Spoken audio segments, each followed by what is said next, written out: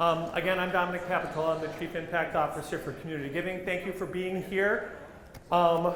We are super fortunate to have the best minds of the Minnesota Council of Nonprofits to talk to us about what's going on in the community.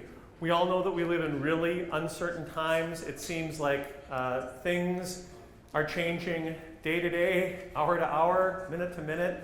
And so I think one of the questions that we get a lot of community giving, and I know with our partner foundations, is what's going on, what can we do, how can we help? And part of that is sort of understanding what the nature of the landscape is. And so Nonoko Sato, who is the president of MCF, Kari Aanestad, who is, what is your? Associate Director, sorry, I probably should have checked that before I introduced them, are going to come up and talk to us a little bit about what's going on. They've got a presentation, and I know that you will have lots of questions, so we are eager to hear those as well. So please welcome Nonoko and Kari.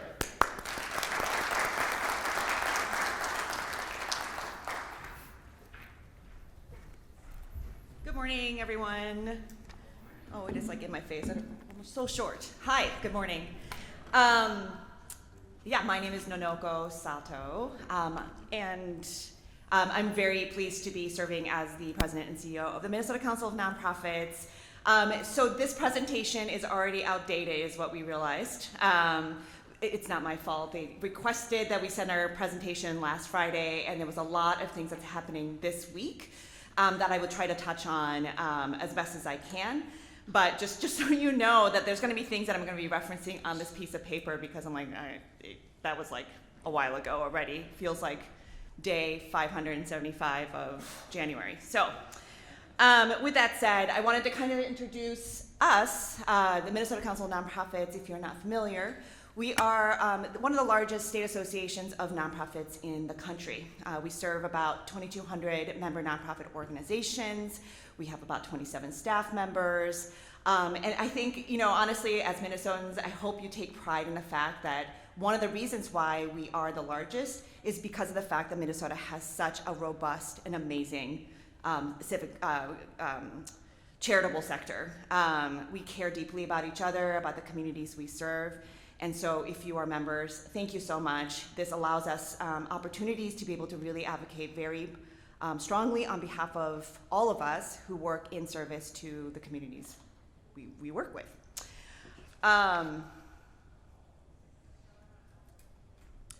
And also one of the things that we do is we have workshops and conferences. We offer 5 different conferences a year, including some in the greater Minnesota areas.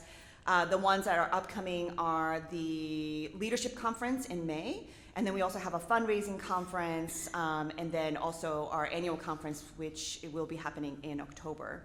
In addition, right now we're offering a lot of different resources, especially around legal support for nonprofit organizations with our partners with the Minnesota Council of Foundations. We're trying to meet the needs of this moment in terms of what nonprofits may need. At the same time, our intent is not to unnecessarily freak out people, right? Like it's really around what we need to be doing right now as nonprofit organizations are things that we should be doing anyway, making sure that our policies are in order, reviewing your document retention policies. These are all things that we should all be doing, strengthening your boards. And so we're trying to focus our attention on, yes, like timely topics, but also things that we believe needs to be perennial for the sector as well. And in addition, if you are members, this is typically for our charitable nonprofit side, but if you're members, you receive 2 free publications a year. Our most popular ones tends to be our salary and benefits survey, which comes out every 2 years. We also do the Minnesota Grant Makers Directory, which just kind of highlights all of the robust foundations that are here in Minnesota. And the Nonprofit Legal Handbook is also kind of a handy tool. Many nonprofit organizations are very small. They can't really afford lawyers. So this does cover some of the more basic questions that nonprofits may have about legal needs. I'm just throwing it out there. If you're a member, you get 2 free publications. And then you can also post jobs as well as board opportunities on a job board as well. Okay, just making sure that's the same slide. And then, like any state association, many of us do offer cost-saving partnerships. So we also utilize many of them ourselves and vet them. So those are the types of organizations or companies that we work with. And then in 2020, January 2020, we launched an association health plan. I'm going to pause a little bit on this because I do think that this is something that's really important. Over the many years, my predecessor, John Pratt, who's our founder of the Minnesota Council of Nonprofits, have been asked over and over again, can you please think about pulling all the different nonprofits and create a sustainable and affordable health plan for nonprofit organizations? And so we did. We were trying to do that. Turns out healthcare is a little complicated. Launching it at the beginning of the pandemic was not maybe the best business idea. At the same time, right now we have about 150 organizations who are participating, over 2,000 lives covered. And again, going back to this idea of collective power, when we have more people participating in our plan, the better we can in advocating on behalf of nonprofits.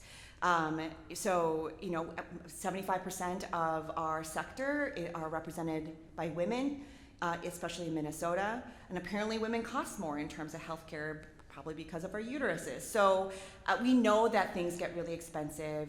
Older women also tend to cost more for healthcare as well. And so what we're trying to do is making sure that the types of people that we know who are working in nonprofits, who have been dedicating their entire lives to serve in service of communities, have what they need in order for them to be able to access the healthcare that they need. And then we also do a lot of advocacy, most typically at the state levels, also at the local levels. We are doing a lot more focus on the federal issues right now.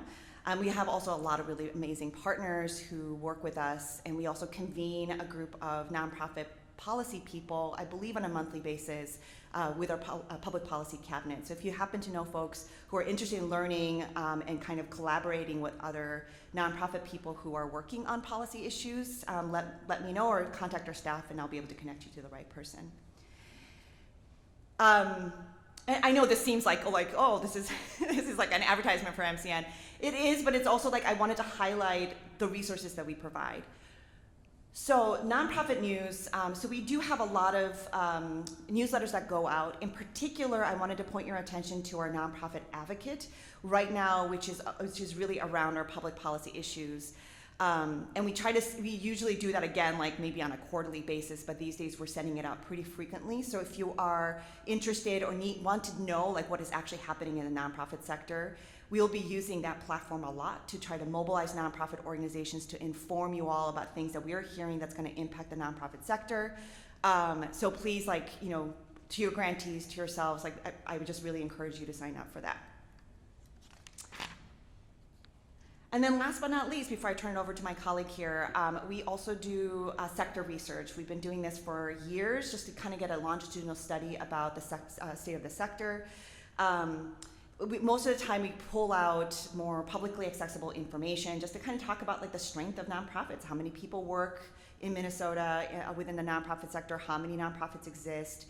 In 2020, we launched the current conditions report. It was just intended to kind of get a sense of yes, we're in the middle of a pandemic, a global pandemic, and what is happening in the nonprofit sector is what we wanted to kind of get a sense of.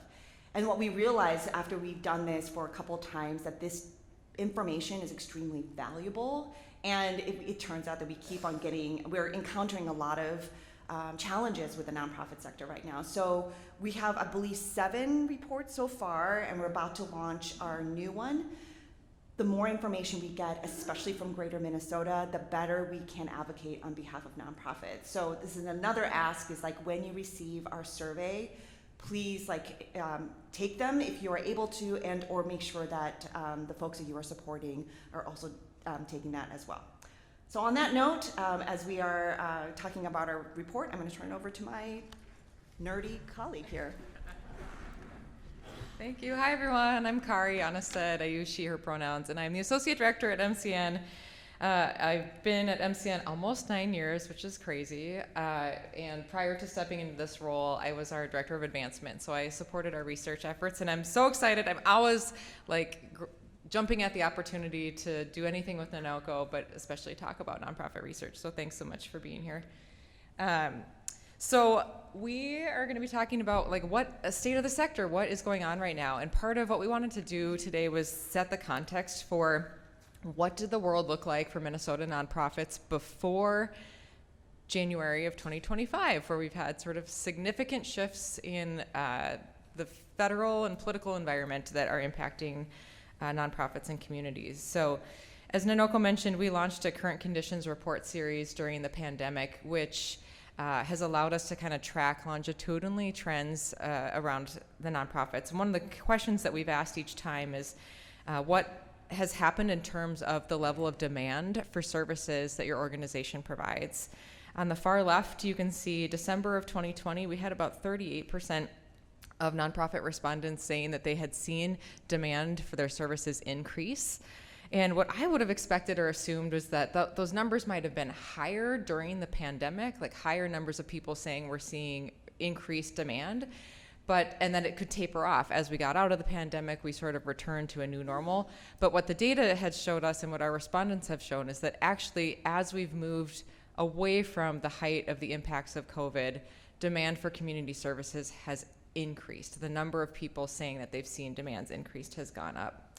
Part of that can be there's more awareness of what services are provided now. Nonprofits really stepped up their game during the pandemic to make sure that communities' needs were being met. And another component of it is severity of societal issues have increased. We saw during the pandemic a rise in domestic violence, mental health. Sorry, the first part of this presentation is doom and gloom, but it gets better at the end, I promise. It's not all gonna be bad, but the next slide's still bad news, so hang with us. We also asked about financial health of your organization. So how many months can you continue to operate in this current environment before you start exhibiting signs of financial distress? Again, I would have assumed that folks were having financial distress during the pandemic, right? You're having to shut down operations, and if you have any type of fee for service, you can't do theater shows anymore, right? But again, the reverse was true. So in 2020, what we saw was about half and half. Half of the group said, we've got less than a year before we're gonna start seeing financial distress, and half the group said, we're fine, we've got a year or more.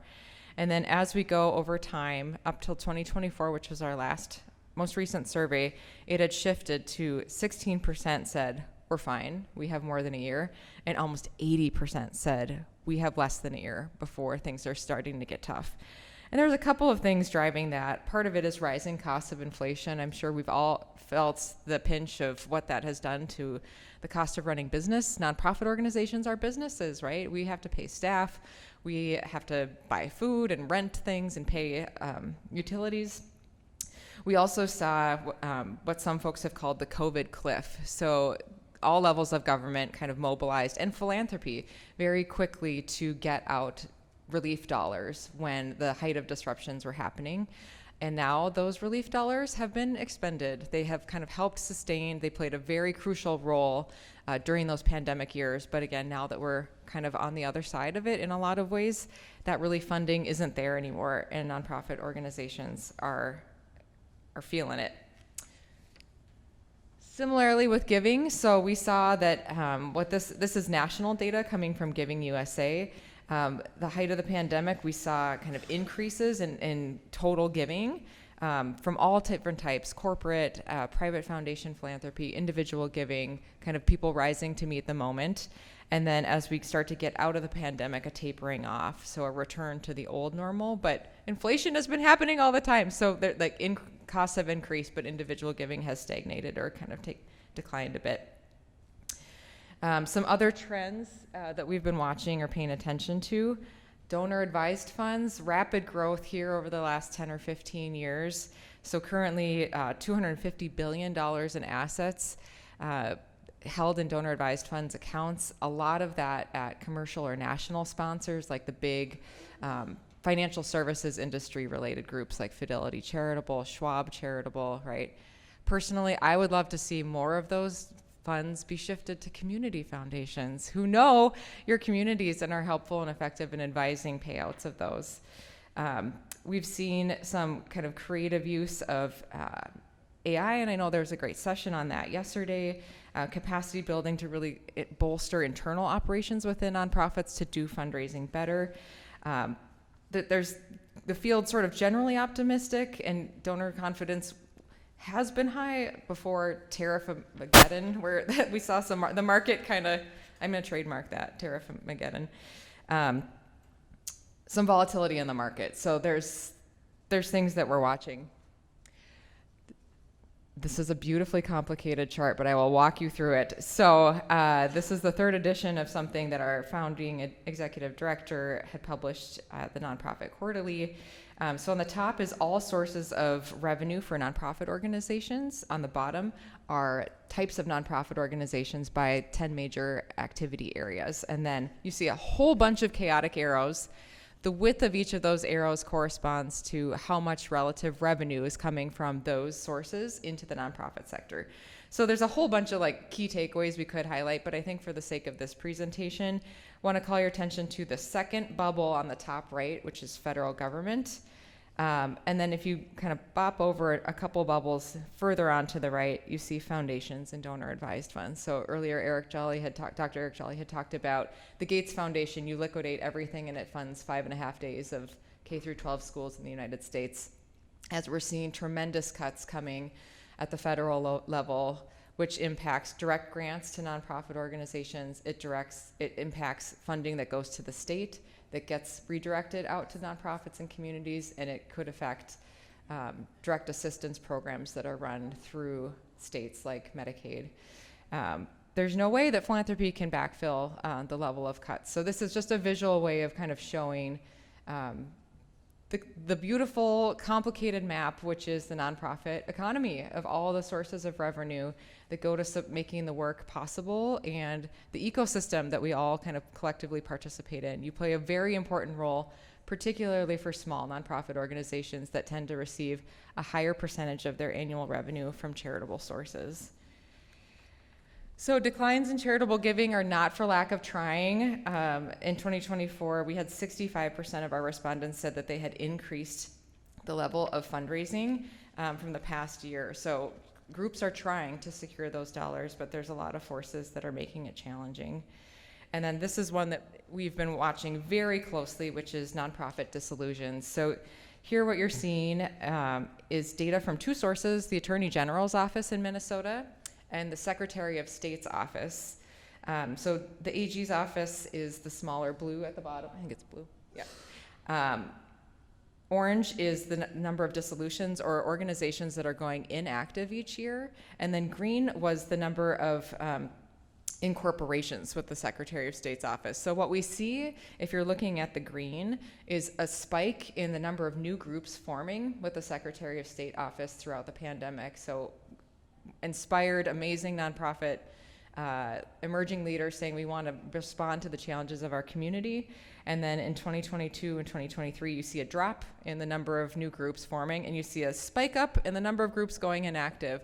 So part of this is a lot of groups rushed to kind of form new initiatives and discovered it's really hard to run a nonprofit organization and do it in a way that's sustainable. But we're also seeing that the average age of nonprofits that are going inactive or dissolving are getting older. So it's not just new groups forming and then closing right away. There are longer established nonprofits that are really facing the pinch of the current moment, which is of concern for us. There's no right number of nonprofits. I tend to believe that we need more nonprofits to help us rise to the moment, whatever that moment may be. And even the closure of one nonprofit can have a significant impact. So it's not always about the total number closing, but a trend that we continue to watch closely.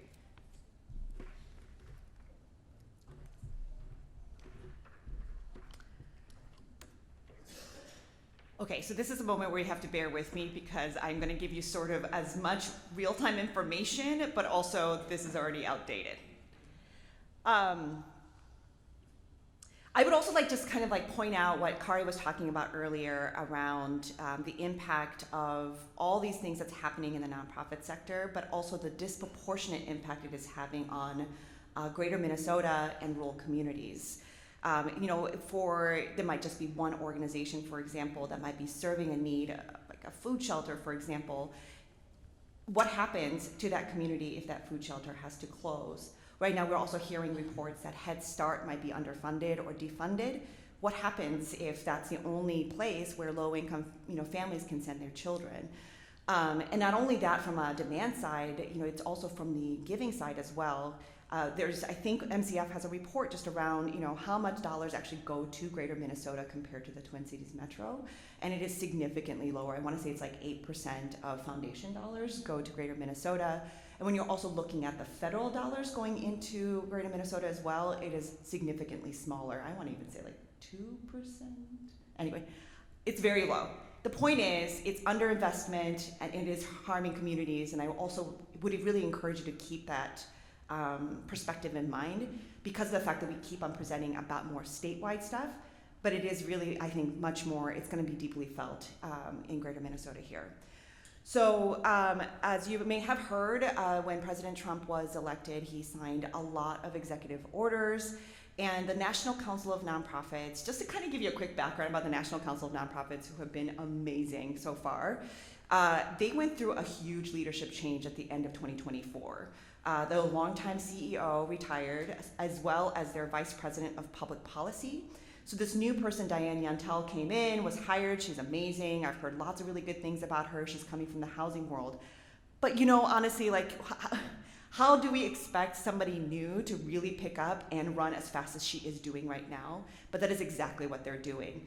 And so I would say, when we're reflecting back on 2024 and thinking about our work in 2025, Kari and I were like, we have to invest in our federal arm. We don't even know exactly how to do that. Who do we rely on? How do we get our information that we need? And I am so grateful for their leadership right now. And then going back to our membership, just so you know, we are members of the National Council of Nonprofits. So I didn't know until I started working at MCN that there's associations for associations. I don't know how far it goes.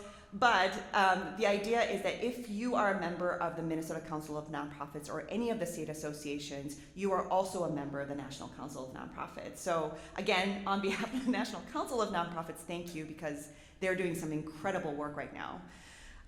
So initially, when the executive orders came out, there were a few that National Council had outlined. The QR code should still work, and I believe I also gave this to the folks here, so if you want the slides later, you can certainly access them. And this has been updated since. And so now it's longer, there's more information on there, and they're constantly updating a lot of their resources that they're providing. These executive orders have the potential to impact funding and staffing and general operations of nonprofit organizations. We also believe that the amount of executive orders that came out, especially early on, was really intentional, just to kind of give us an overwhelm, because I know I was overwhelmed by the amount of information that was out there. But then there's also a lot of people who are doing analysis about what this means. And also a lot of folks have stepped up to really push back and sue the federal government for some of the unlawful things that they are doing. So for example, DEI, this is one of the biggest questions that we get asked, is what is illegal DEI? Well, there is actually no definition, right? There was no definition given about what it means to have illegal DEI. And yet there are, I think, a lot of folks who are just well, do I need to scrub my language? What do I do? How do we talk about the work that we've been doing around racial equity? These are things that, many organizations have been working on, especially since the murder of George Floyd. And so I get that. And also at the same time, I think we need to remind ourselves that we have a lot of nonprofit organizations who cannot scrub their language. Their mission is about supporting marginalized people and communities.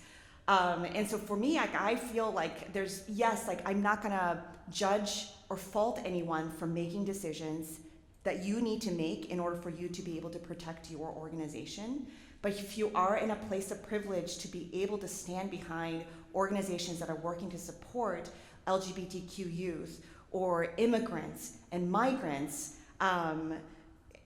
these are all, these are the people that make up our community, and I really encourage you to think about continue to support those organizations. They really need it right now.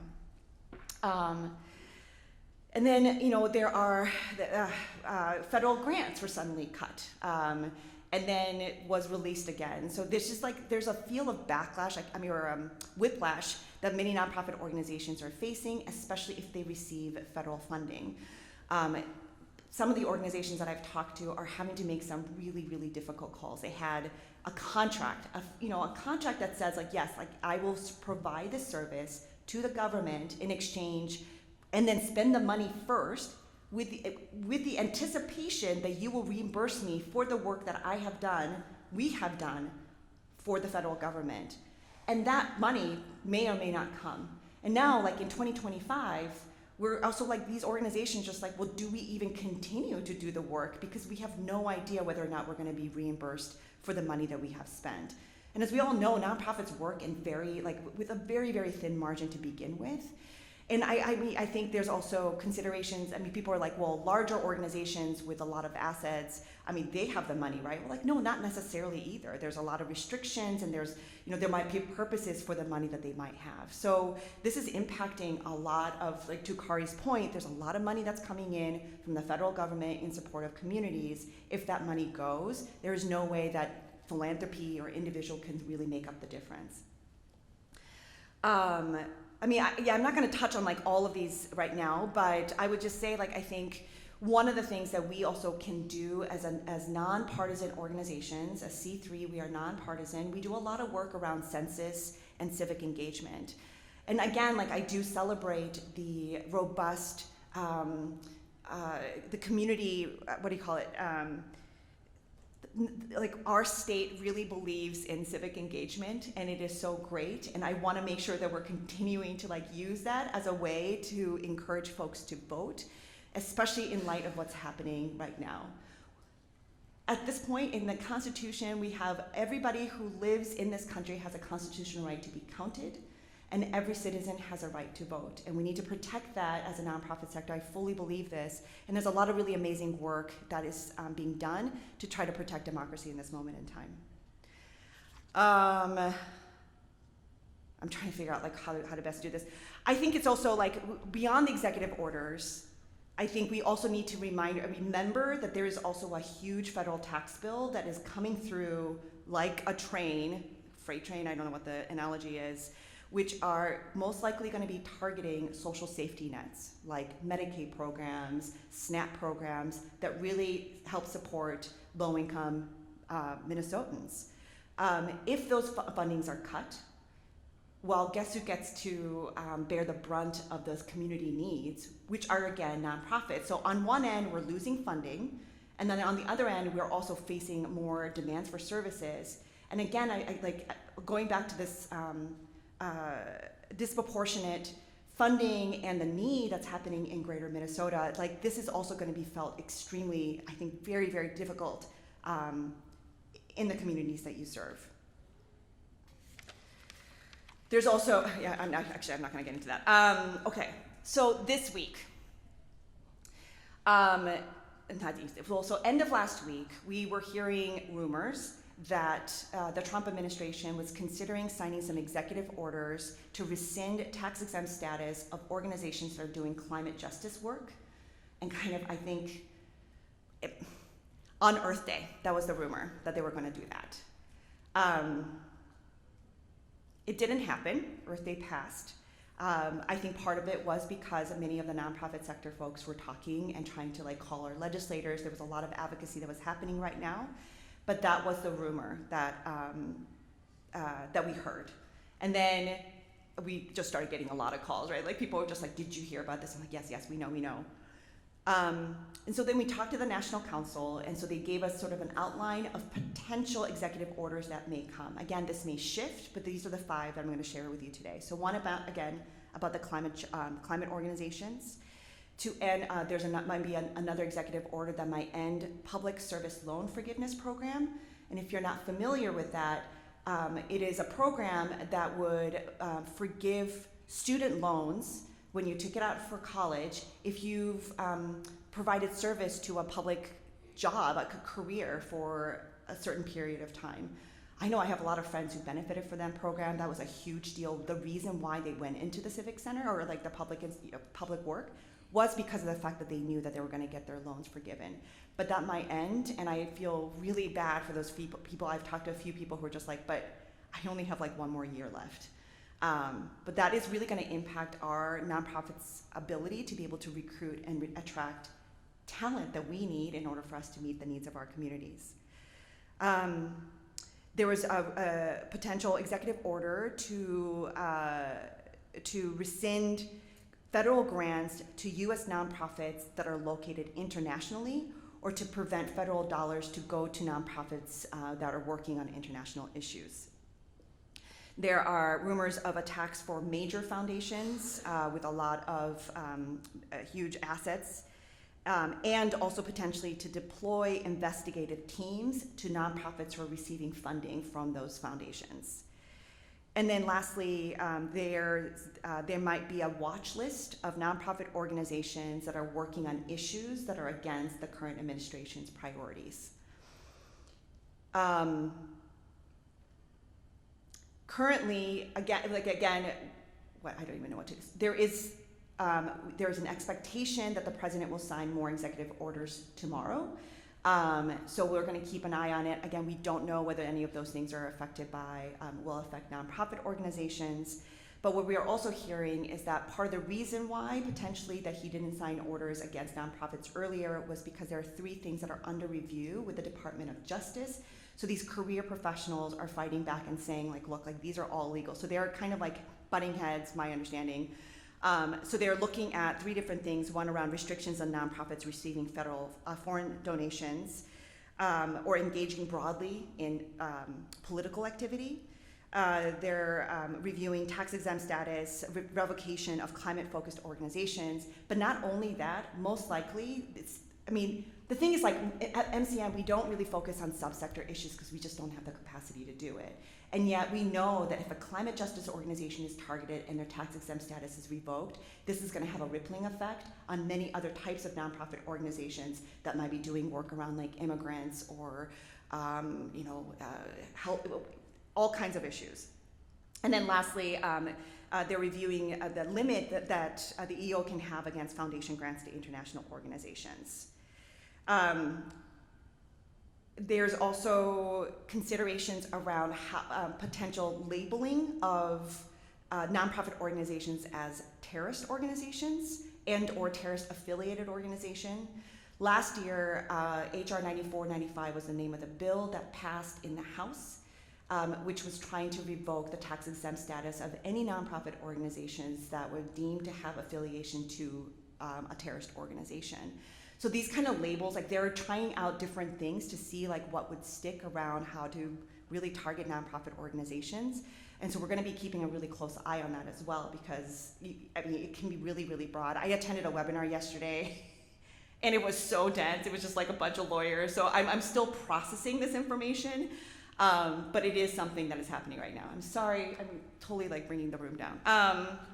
We were talking about singing at some point, so just to cheer up the crowd. So I thought it might help you to know, what time is it? It might help you to know what MCN is focused on, so that, just so you know. With that said, this was just, like, sort of our attempt to be like, everything is really overwhelming, so let's just sort of, like, narrow what we are going to be doing. But then this is constantly shifting because things are changing all the time.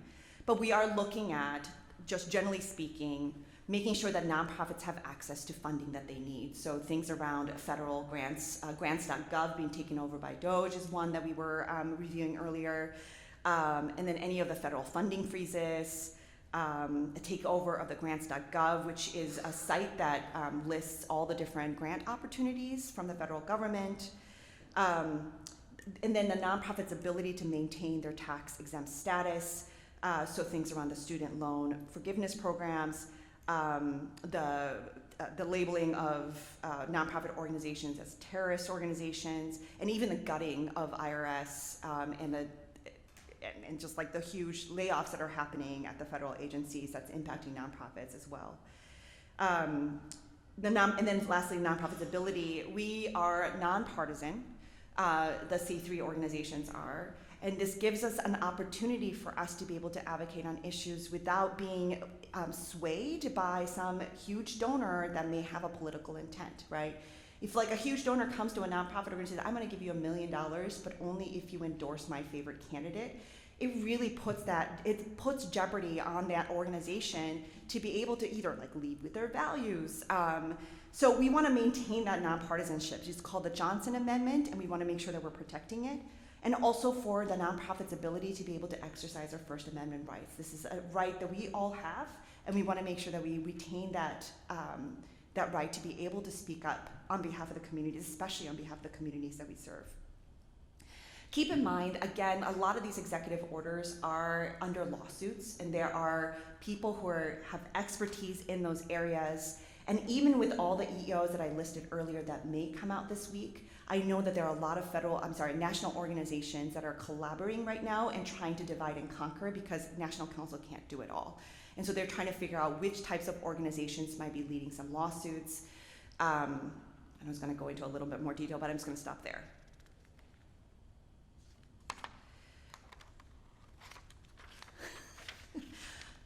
I'm trying to think. It's okay. Good things are coming. So just bear with me. One last slide. Okay. So other threats against nonprofits are facing right now. So right now at the state level, you may have heard of this little incident called Feeding Our Future. I'm trying to make light of the situation, but it's not. It's terrible. There were a group of individuals who stole a lot of money that was meant to go into feeding children, and it's a terrible, terrible thing. And yet one individuals who are pretending to be nonprofits have severely eroded public trust in the entire nonprofit sector right now. And so there are a lot of discussions and a lot of talk around, well, how do we make sure that nonprofits aren't stealing taxpayer dollars? There's a lot of misinformation and misunderstanding about the sector. There's a Lilly School of Philanthropy report that says only 5% of the public thinks that they have been served by a nonprofit in this past year. And part of it's because they're probably thinking well, I didn't have to go to a food shelter, or I didn't, I wasn't using a homeless shelter, whatever the idea of a general charity is. But they forget that their preschool that they send their kids to is a nonprofit, that the theater that they attended in their local community is a nonprofit. The environmental organizations that are protecting lakes and rivers so that we can all fish and enjoy this beautiful, natural resources that we have, they're nonprofits as well. And so this is a moment in time where nonprofits really need to be sharing their stories and the impact, because we could be raising as much voice as possible. But there's a really great article today that talked really about local advocacy. Just really share what you know about your local community to your local legislators, and it makes a huge, huge difference, because most likely these legislators have been on boards of nonprofits before and have been served by nonprofits before. This is a time to really raise our voice and share our stories. Beyond that, there's also funding disruptions that might happen. A lot of the money that the state receives from the federal government may be cut. I talked a little bit about safety net protections. There's also a lot of leadership who are really burned out and tired. There might be a tax on worker benefits, and we can't access nonprofit sector from the Bureau of Labor Statistics. We get our data every 5 years around the workforce, whereas every other sector gets it quarterly.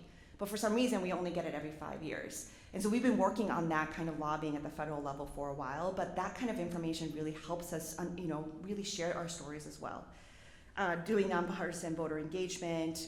And then we're also working with some funders right now to create legal support, because there are a lot of questions that nonprofits have around legal compliance and what they can and cannot do legally.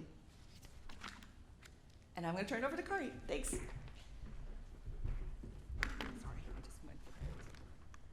All right. So some things to celebrate. Nonoko mentioned at the very beginning, part of the reason Minnesota is so extraordinary in terms of its nonprofit sector is in huge part to philanthropy and all of the way. We have 14 Fortune 500 companies in Minnesota. We've got amazing local philanthropies. So this is just a couple of stats that help reflect back the power and strength of our sector collectively in terms of numbers. So we often get asked, how many nonprofits are there in Minnesota? And we like to be complicated and say, well, it depends. So if you look at all tax-exempt entities, there's 38,000. And sometimes people like to use that number to say nonprofits should merge. There's too many of them. But in reality, those 38,000 are firefighter associations, school booster clubs, right? Truly community-led, entirely volunteer-driven efforts. So another way that we look at it or define nonprofits is how many employers are there, how many groups with at least one paid employee. So that number then drops down to just over 8,600. We represent 13% of the state's workforce. We are about equal in size to all Minnesotans who work in some level of government. So often when we're talking about funding cuts or the role and contributions of nonprofits, like if you wanted the government to do more of what the nonprofits do, you'd have to double in size because that's how big we are, right? We're significant. So it's about 376,000 people working in the nonprofit sector, generating $100 billion annually in economic activity for the state. Just to get a sense of where these people work, so this is looking at of all the people in Minnesota who work at a nonprofit, what type of work are they doing?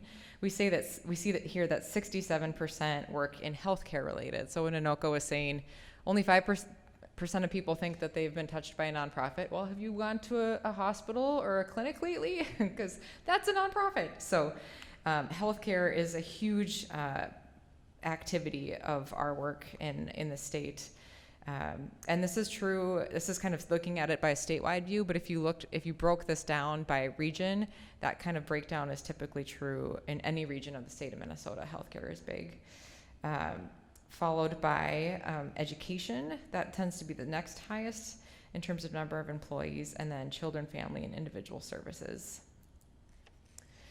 We're also small but mighty, so if we look at the number of nonprofit employers by budget size, we see that 80% of them have annual budgets of less than $1 million, which is amazing if you think about the scale and scope of work that's able to be accomplished on, relatively small budget sizes. And then in terms of regional distribution, the Twin Cities metro area accounts for about 53% of nonprofit employers. And then the next largest region is Northwest, which is 12%, followed by Central, where we are, which is 10%, and then Southwest at 9%, Southeast at 8%. So this is often a stat that we look at when we're thinking about funding disparities. So if over half of the nonprofit, or close to half of the nonprofit employers are based outside of the Twin Cities metro area, we would like to see and expect to see that we have parity in terms of the number of charitable dollars that are going out to nonprofit employers based in outstate Minnesota. But that unfortunately is not the case right now, but a goal that we can work toward. In terms of just workforce, we've seen consistent growth over the last 25 years. We hit about 13% of total workforce in the state a couple of years ago, and we've stayed at that, even though in the pandemic the number of our workers fluctuated. Because workers fluctuated across all sectors, we still held our relative share of the pie at 13%. And then the nonprofit sector did rebound the quickest of all the sectors after pandemic losses. So at the beginning, a lot of folks left by choice, went on voluntary or involuntary furlough, positions were terminated, employers didn't know what was going to happen. But then we kind of stabilized and folks came back to work and the sector rebounded pretty quickly. We also look annually at annual wages by sector, so looking at how nonprofits compare to government and for-profit. For this one, we pull out eds and meds, so colleges, universities, hospitals, and clinics. Those wages tend to very much skew the numbers a certain way. But what we can see here is that nonprofits over the last 10 years have really been kind of closing the gap that has existed between for-profit and government in terms of average annual wages. The nuance here being, of course, for-profit can offer other things like equity in a company, like different forms of compensation that aren't available to nonprofits. But it's still, I think, good to see that we're seeing those gaps close because we're not doing work out of the goodness of our heart only. We are workers for businesses in the state. So another longitudinal question that we've been focused on is what's happening in terms of advocacy and civic engagement among nonprofit organizations. And what groups have told us is that at least 60% have taken in the past year some sort of action, such as contacting an elected official, participating in a coalition, or organizing people around some sort of issue of mutual concern or interest. So we are encouraged by this. We like to see more of those groups participating. That we're part of the community compass, right? I wish that Dr. Eric Jolly's guiding vision also applied for the state and everyone, right? That we should be a part of making the laws that impact us and be at the table. So we continue through our own public policy and advocacy efforts, both to represent the sector, but offer trainings and resources and capacity building things to help build the advocacy muscle of nonprofit organizations. So building relationships with the legislators, helping nonprofits give their elevator pitch. We are relational creatures, and the more that we are able to kind of build that network and put faces to names and humanize the issue of nonprofits, the better.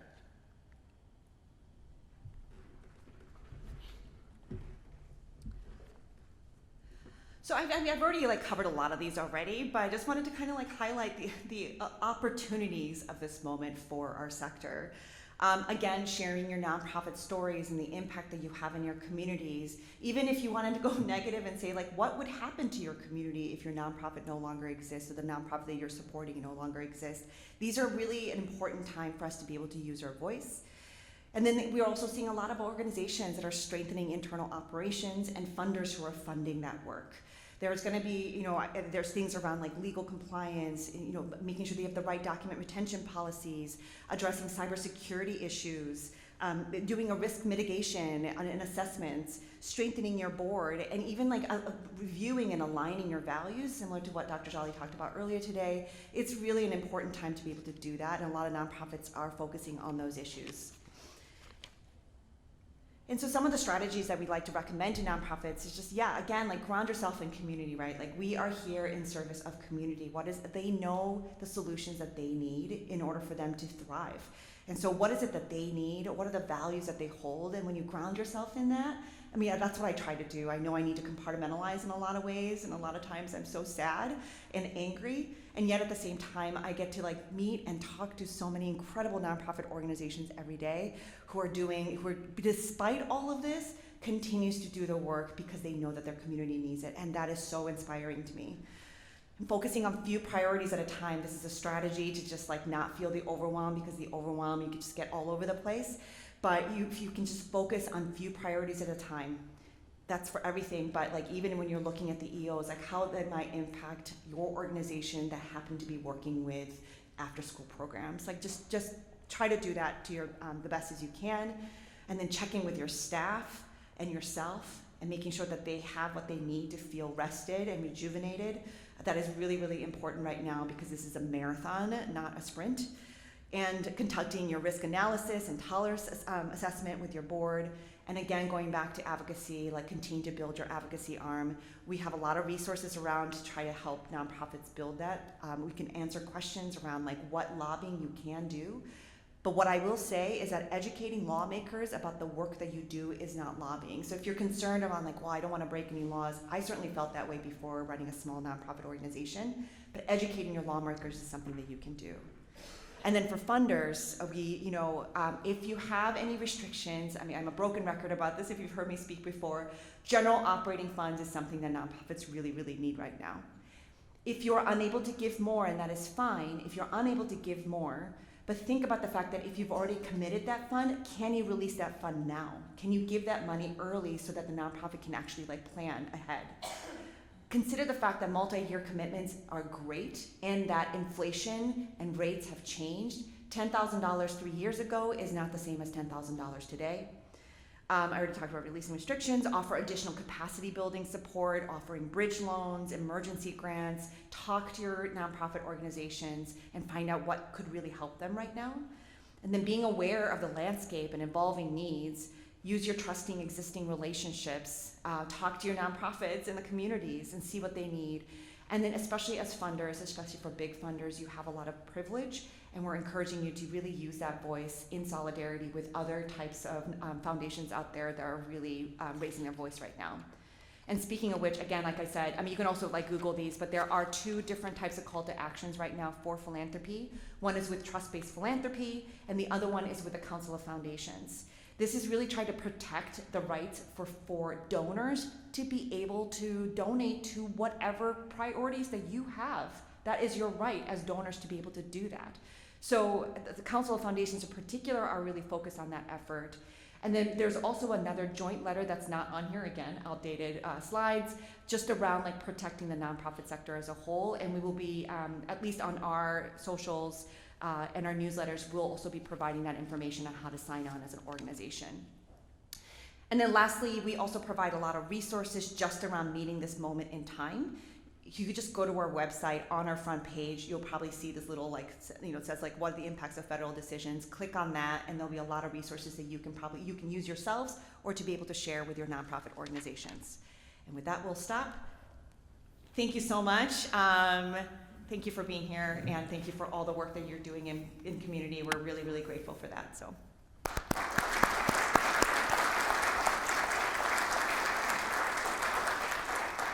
Thank you, Kari. Thank you, Nonoko. We have a couple of minutes of questions. I'm sure that felt like a total fire hose of information. I remember when Kari and Nonoko and I had a conversation about this session a couple of months ago. Things changed completely, and things changed completely since you built the slide deck. So like I said, we have a couple of minutes for questions. Anybody have questions? I guess I have one for you. You talked a lot about calls to action for funders and for nonprofits. We've got a room of community foundation board members and staff folks. And so if you could take like one or two things that a community foundation board member could take to their next board meeting and say, hey, things are pretty dire. Here's something we should think about doing. What's something that you give them a tangible takeaway that they can take to their next board meeting? Everybody should call your legislators right now, both at the state and federal levels. Do you have one? I don't know. I have an unformed thought about inviting nonprofits into, like, echoing what was said in the keynote this morning about being able to bring community voice and those who are most impacted into your space, and making what might feel like small but important changes. A couple years ago, MCN led this initiative called Fix the Form, which was all about taking lived experience from grant seekers to try to revise grant applications and report forms to save time and energy and allow us to invest that back in mission advancing activities. And it seemed dumb, like eliminate word and character limits, or at least give guidance, but it ended up having a huge positive impact in saving collectively 1 million hours across the nation. So even if the insights seem like dumb or like they wouldn't have that big of an effect, like listen to the folks that have those ideas and believe them, and trust and do it. I have one more question. I think community foundations are nonprofits as well, and I think there's this sort of wave after wave after wave of news that seems like it's really challenging. So you guys do very difficult work. When you wake up in the morning, what's the thing that gets you out of bed to do the work and fight the battle for another day?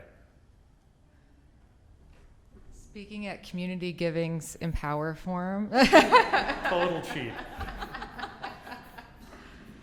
No, I mean, I really grappled with this and kind of asked our former ED, John, like, how do you do this for so long? It's so discouraging and feels so iterative, and like, it's hard to see the long arc of justice bending toward justice, right?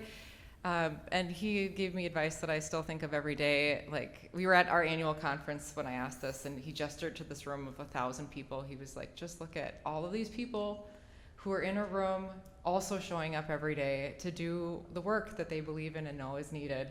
And so I truly take inspiration and energy from not just the 2,200 members at MCN, but everyone in the nonprofit sector in the state.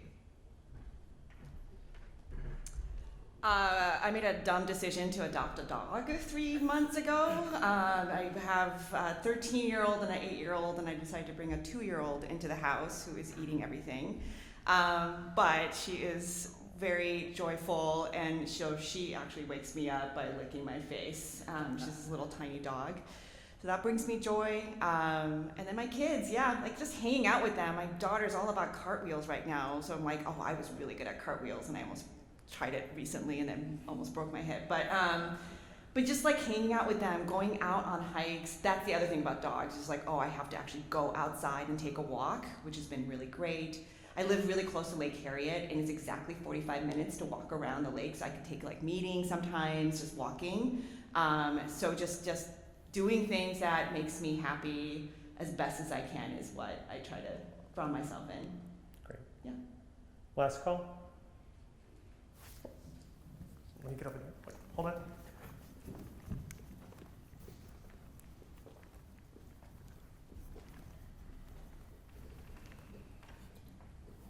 Hello, Sabrina with Kari, Minnesota. I'm so happy that you guys did this wonderful presentation because data speaks numbers.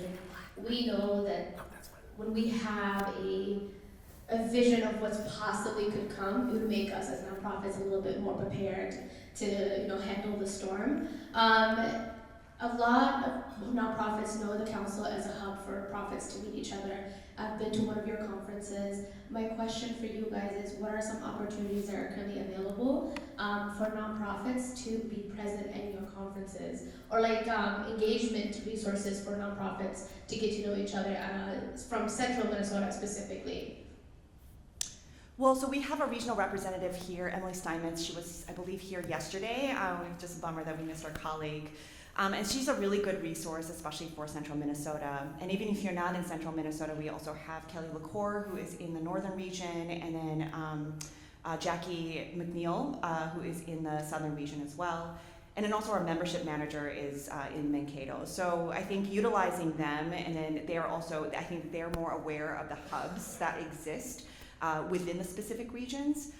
Especially because folks are so hungry for in-person gatherings these days. That's what we're sensing with all the conferences that we're having. In terms of engaging with our events and conferences, just so you know that we launched about a couple years ago, Pay What You Can for all of our conferences, which has really allowed more nonprofit organizations to be able to send more staff to our conferences. And yes, like we're seeing more of a rise in a number of nonprofits who are needing to use that. Because initially, like I'm just like, this is a bad idea. Like this is a huge revenue source. Like really, like we're gonna cut that because of course everyone's gonna take like the lowest amount, right? Like lowest pay. It turns out nonprofit people are honest and they actually do pay what they can, which is like so heartwarming. And also at the same time, it's another data is that many nonprofits are utilizing our Pay What You Can because they're seeing such a challenge in their revenue. So I'm glad that those kind of spaces are exist and are able to be affordable. But if you could share that information with your nonprofits, that would be really great. I'm just trying to speak fast, but yeah, thanks for that question. Kari, Nonoko, thank you for coming up here. Thank you for your time. Thank you for your wisdom. Thank you for all the great work that you do for the sector.